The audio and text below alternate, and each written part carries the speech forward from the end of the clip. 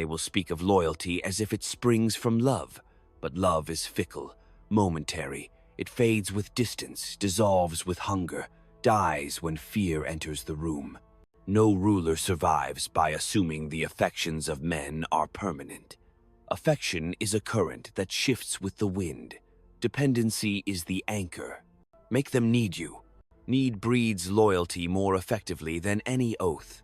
When their fortunes depend on your favor, when their safety rests in your silence, when their bread falls from your hand, then you may command, not request. Then you do not ask for allegiance.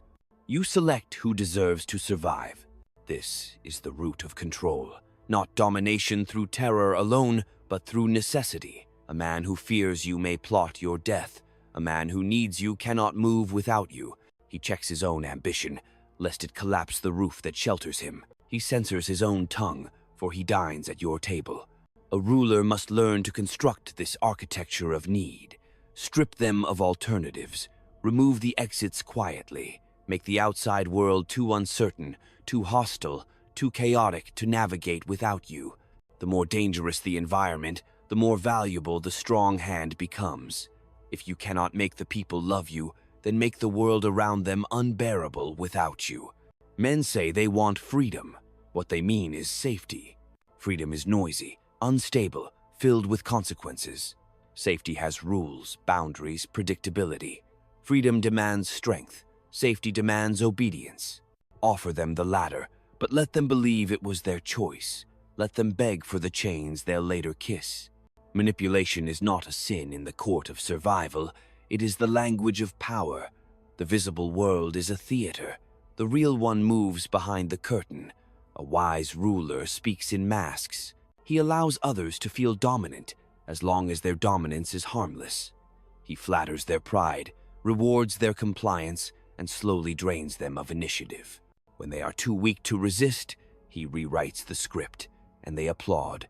You must understand, people do not wish to be ruled justly. They wish to be ruled effectively. They care less for virtue than for victory.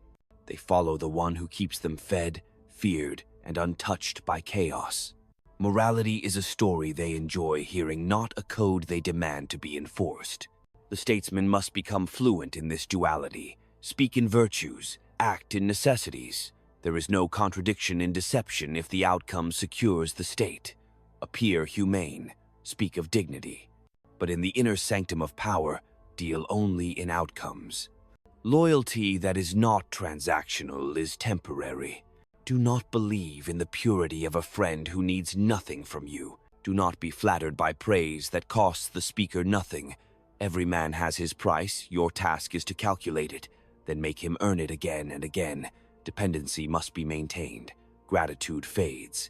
But need renews itself with every hunger, every fear, every uncertainty. A ruler who forgets this will soon find himself isolated, surrounded by smiling enemies and grateful ghosts. Gratitude does not withstand time, need does. Never allow a man to rise who does not owe his rise to you. And once he stands, remind him how fragile his position is. Let him taste the ground he once crawled upon. Let him remember who raised him. He will smile in public and shiver in private. Power is not preserved by kindness. It is preserved by design, an architecture of dependencies, a web from which no man can escape without tearing himself apart. Build it carefully, quietly, layer by layer. Make them feel they are choosing it, that it was always meant to be this way, that your rule is the natural order of things. People will accept almost anything if you offer it gradually. The loss of freedom, the erosion of truth, the rewriting of memory they will not resist if it happens in increments. They will adjust, they will rationalize, they will defend it as progress. And by the time they awaken, their chains will feel like roots. This is not cruelty, this is design. A leader who lacks the stomach for necessity will not survive the theater of power. Mercy in excess becomes negligence. Justice misapplied becomes self-destruction. The ruler must choose outcomes over emotions. Cold hands build strong empires. When you reward, do so publicly. When you punish, let the wind carry rumors. Let fear do the work of 1,000 executions. When men do not know where the line lies, they walk carefully. When they do not know who is watching, they watch themselves. Suspicion is the silent enforcer, but fear alone is not enough. A terrified people may obey, but they do not build, they do not dream, they do not innovate. You must alternate fear with favor. Make your mercy rare, your punishments precise.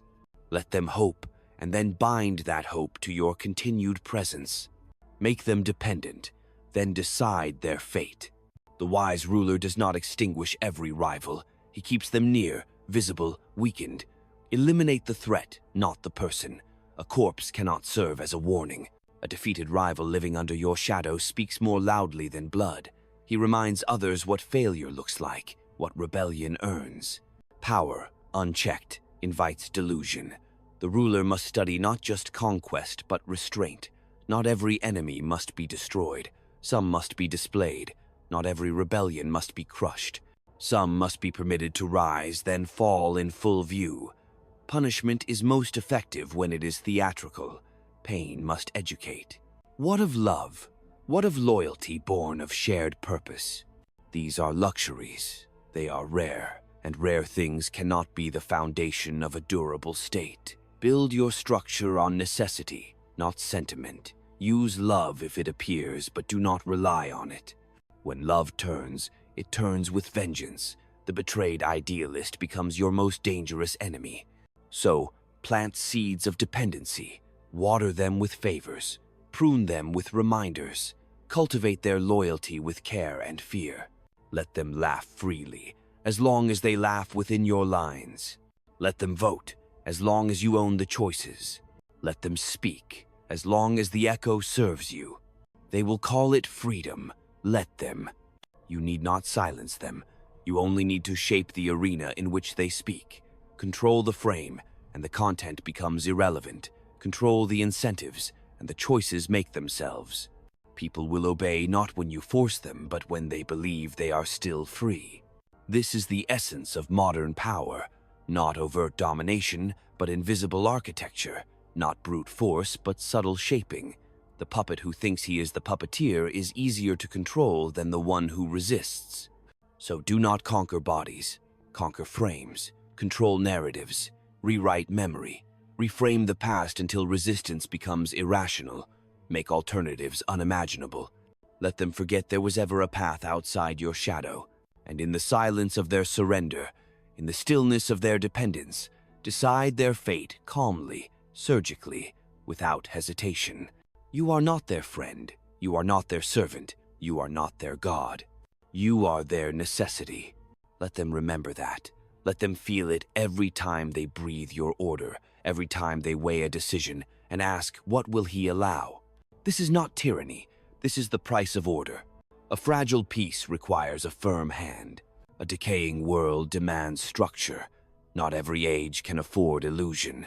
In the theater of collapse, only those who understand the anatomy of dependence survive. So build it. Patiently, relentlessly, silently. Make them dependent. Then decide their fate. Do not mistake noise for resistance.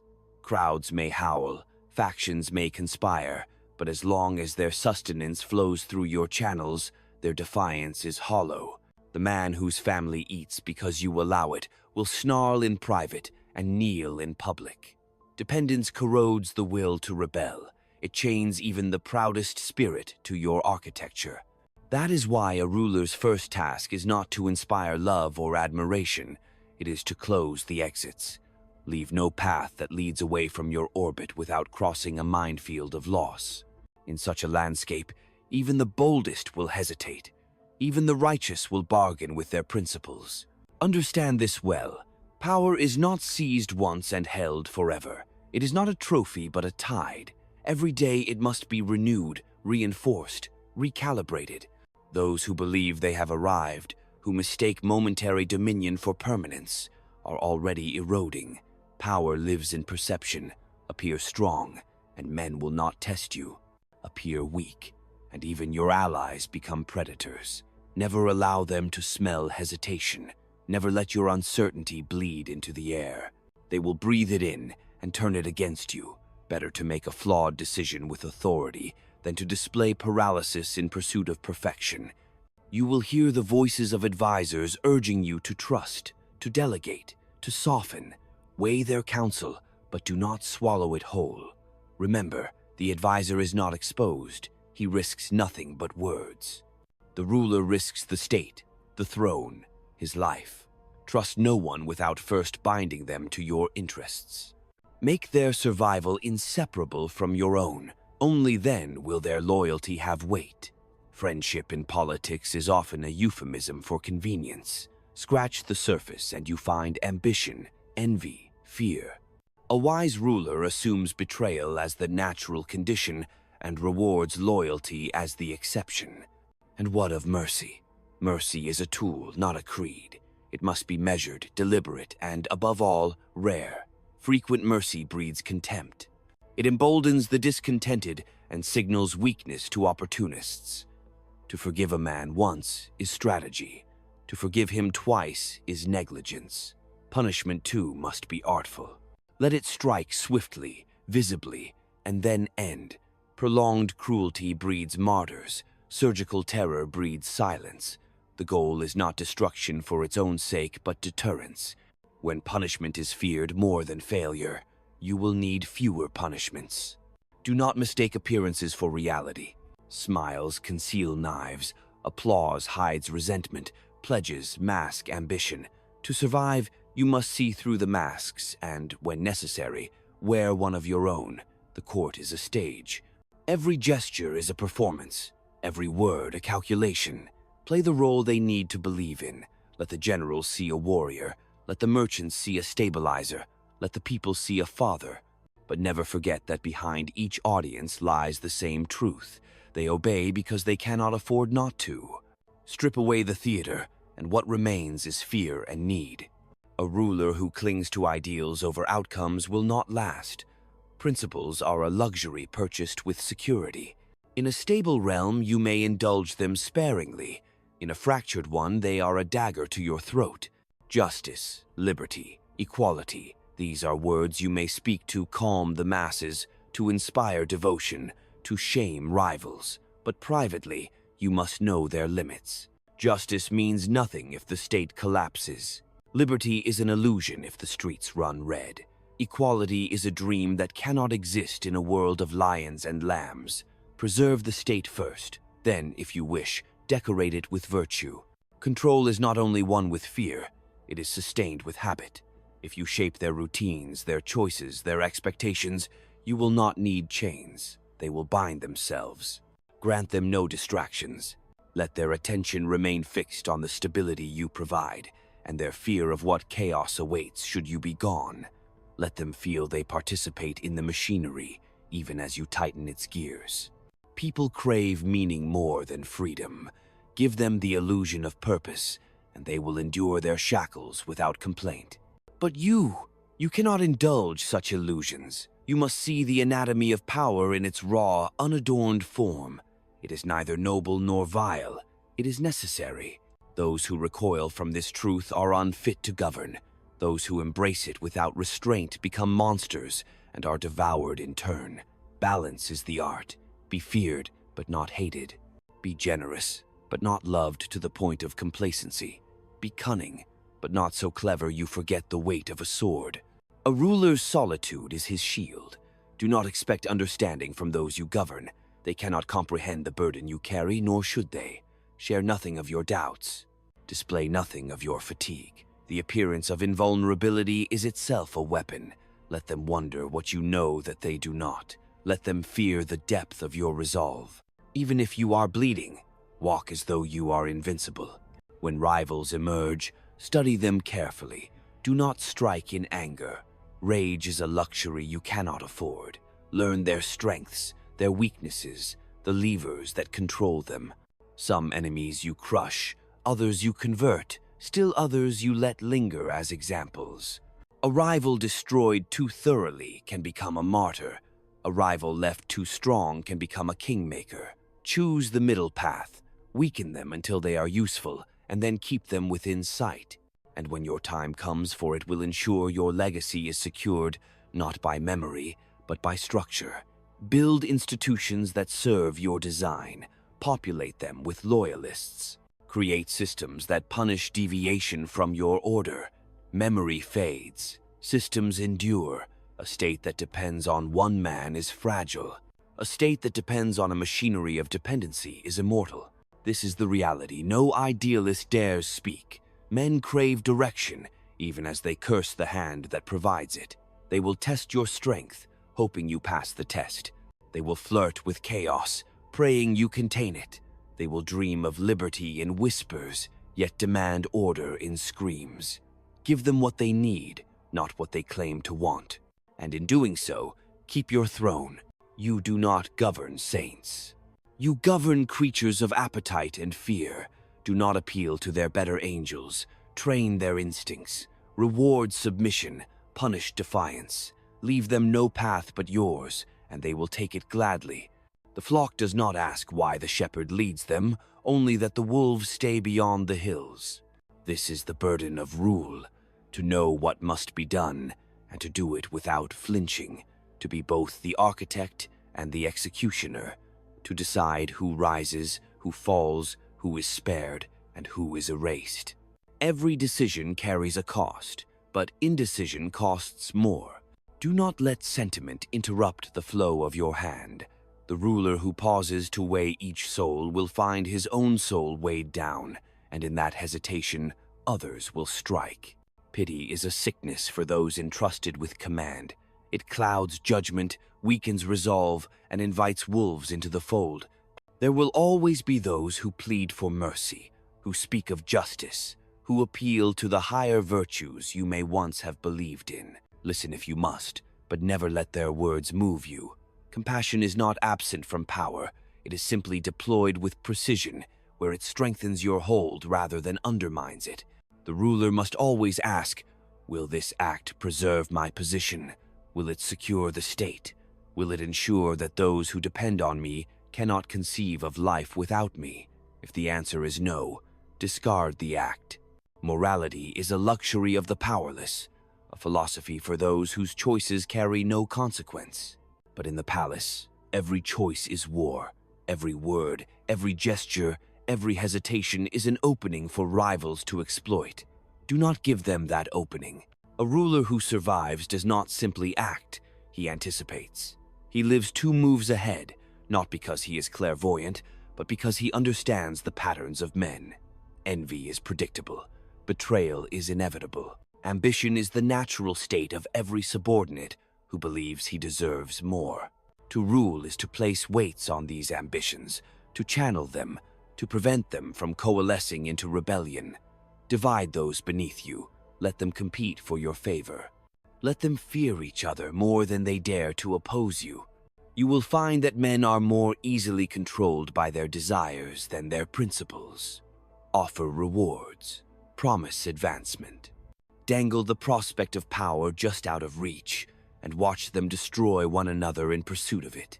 The wise ruler rewards often enough to keep hope alive, but sparingly enough to prevent satisfaction. Contentment is dangerous. It breeds independence. Keep them striving, keep them needing, keep them tied to your will by their own appetites. Do not fear being called manipulative. All rule is manipulation. The shepherd guides the flock where he wishes, not by brute force, but by subtle pressures, by shaping their perception of safety and danger. So too must you shape the people's perception. Control the narrative, own the language. Let them speak of freedom while you define its boundaries. Let them celebrate choice while you supply the options. He who frames the debate does not need to dictate its outcome. The choices will all lead back to him. Do not forget, appearances matter more than truths. The people do not see what is they, see what they are shown. Maintain the mask of benevolence even as you wield the knife. You must not only appear just and strong, but act decisively when needed. A prince who relies on appearances alone is soon exposed and undone. Yet, beware excess. Excess is the seed of downfall.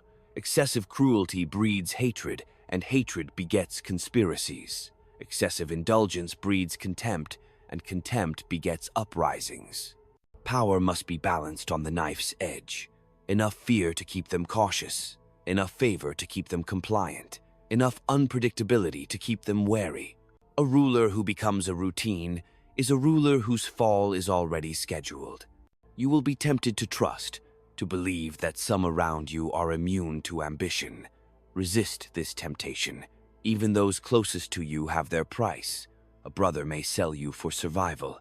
A lover may betray you for glory. A friend may strike you down for the throne you occupy. Do not hate them for this. It is not personal. It is the nature of power. A wise ruler accepts betrayal as inevitable and prepares for it before it arrives.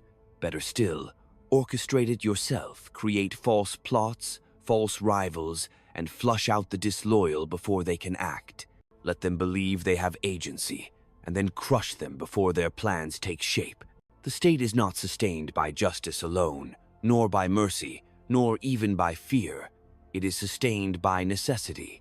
So long as you remain necessary, so long as no one can imagine order without you, your place is secure. The moment they believe they can manage without you, the knives will come out. Your goal is not to be loved, nor even to be feared, it is to be irreplaceable. A wise ruler does not cling to power by force alone. He creates a world where his absence would be catastrophic. He embeds himself into the machinery of the state, into the minds of his people, into the ambitions of his subordinates. He becomes not a man, but an institution. Kill the man, and the institution endures. Remove the man, and the edifice collapses. This is the highest form of power, not to rule, but to make your rule inevitable. And yet, even as you weave these dependencies, you must remember that nothing lasts forever. Time consumes all empires. When you feel the weight of age, when your hand begins to tremble, ensure your successor is chosen by you, not by fate, not by your enemies. Choose carefully. A weak successor invites vultures. A strong one may usurp you before your time. Choose one dependent enough to be loyal, yet capable enough to hold the structure you have built. This is the final test of mastery, to create not only a reign but a dynasty. The world you inherit is not gentle. It is fractured, treacherous, a labyrinth of competing wills. To navigate it requires more than vision. It requires a certain coldness, a clarity of purpose. You cannot afford to be like the masses you rule, grasping, confused, swayed by every emotion. You must rise above them, see the currents beneath the surface, and steer your ship accordingly. Make them dependent, then decide their fate. And when you stand alone at the summit, when the noise of the crowd fades and the weight of the crown settles on your brow, remember this: power is both a gift and a curse. It isolates even as it protects. It nourishes even as it devours. To hold it is to accept solitude as your closest companion. To release it is to invite chaos. Few are strong enough to walk away. Fewer still are strong enough to hold it without being consumed. So walk carefully, but walk with certainty. For in this game, hesitation is death, and weakness is an invitation to the vultures circling above. Build your web, tighten it daily, and let no man escape it unscathed. You are not their savior. You are not their tyrant. You are their axis, their center, their fate.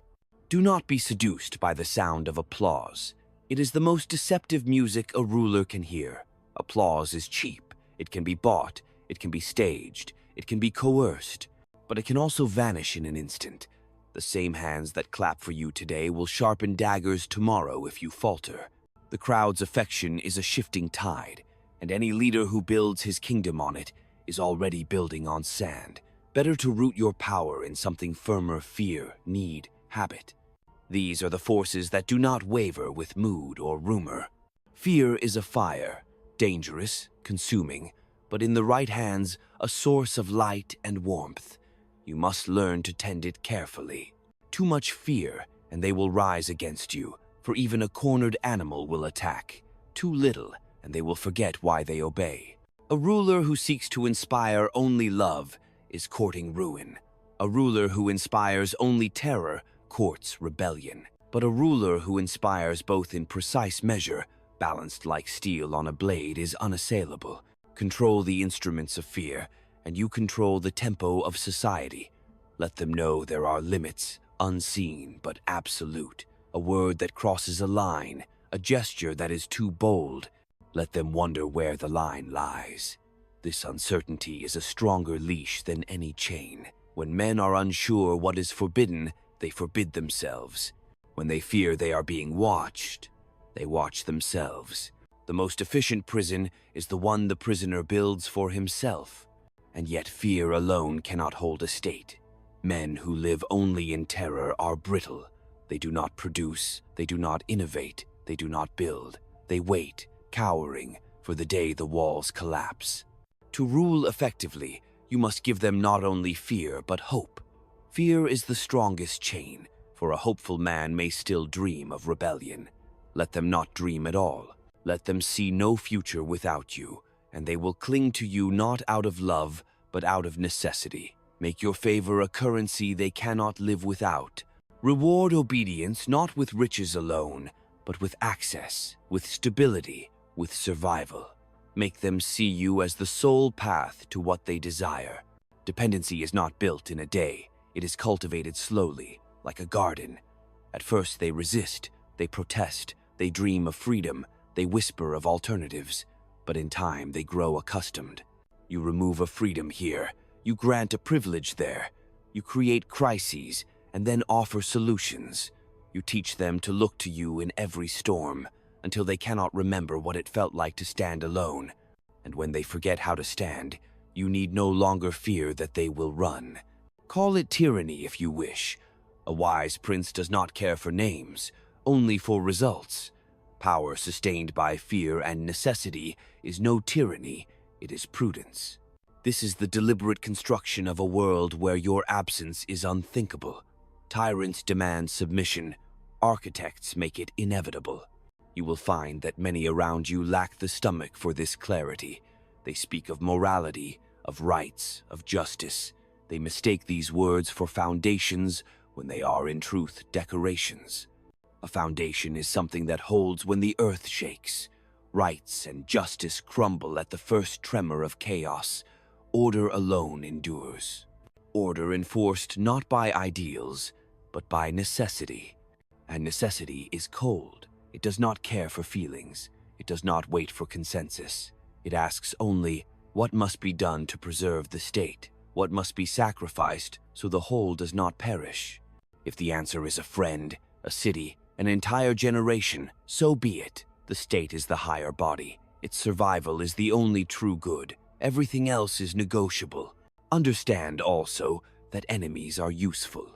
A people without enemies grow complacent, soft, restless. Give them a foe to fear, and they will cling to you for protection.